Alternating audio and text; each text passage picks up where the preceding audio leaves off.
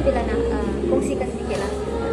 Mungkin ada sedikit yang akan persoalkan kenapa perlu sampai ada pengumuman dan sebagainya. Sebabnya satu, Bella hargai sahabat-sahabat iaitu Bella punya minat dengan YB. Minat yang sentiasa ada. Kebahagiaan Bella hari ini pun bukan kebahagiaan Bella seorang. Teka-teki tarik hari bahagia penyanyi dan pelakon Bella Astila bersama tunangnya iaitu Ahli Parlimen Muar Syed Saddiq Syed Abdul Rahman akhirnya terjawab. Muncul sebagai tetamu dalam rancangan Meletup pada malam Selasa, pasangan ini mengumumkan mereka bakal bernikah pada 10 Oktober depan. Saya dengan Bella Astila nak buat pengumuman, ujar Syed Saddiq. Pengumuman tarikh tersebut disampaikan menerusi satu paparan video yang tertera 10 Oktober 2026. Berita gembira itu disambut dengan soraknya gemuruh peminat mereka yang hadir ke studio ketika rancangan tersebut bersiaran. Turut hadir menyaksikan pengumuman itu adalah ibu bapa pasangan berkenaan serta ahli keluarga terdekat. Syed Saddiq juga berkongsi majlis pernikahan mereka akan bertemakan warna putih dan konsep Arab. Pengumuman tersebut sekaligus menamatkan spekulasi dan pertanyaan ramai yang ternanti-nanti majlis pernikahan pasangan ini. Untuk rekod, Bella atau Dayang Ara Nabila Awang Astila 32 dan Syed Saddiq 34 mengikat tali pertunangan pada 28 Mac lalu.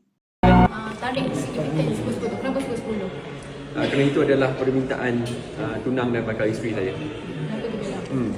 Sebab saya suka tengok macam contoh nombor yang cantik. Lepas tu sebenarnya kesesuaian waktu juga. Kita tak terlalu hujung tahun, tak terlalu awal. Jadi itu dia tengah-tengah kan. Dia suka bulan 11, bulan 12. So dia 10. Dan sejujurnya saya tak adalah rasa ini macam rahsia sangat. Kerana perancangannya memang kita lakukan bersama dengan keluarga, kawan-kawan terdekat.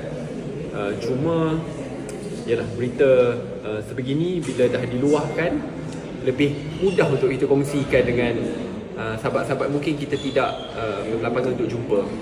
So I feel relief dan saya tak sabarlah untuk tarikh pernikahan kami berdua.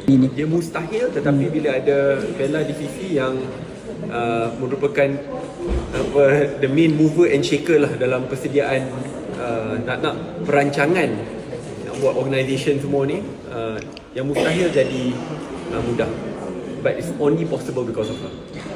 Alhamdulillah, sebenarnya tak ada masalah pernikahan dari segi itu. Sebab YB very simple, very flexible. Dia kata apa-apa yang mudah dan tidak menyusahkannya juga. Jadi Bella rasa lega lah kat situ. Macam Bella sendiri, of course Bella ada benda Bella, tapi mana yang Bella boleh kurangkan, Bella kurangkan. Sebab kalau buat terlalu banyak dalam satu masa, Bella takut benda tu tidak seperti mana yang Bella nak. Sebab Bella perempuan ni dia ada dream wedding dia. Terima kasih sebab serius, dia memahami. I don't have a dream wedding, but I have a dream wife. So itu paling penting. Sedalam bab apa persediaan perkahwinan.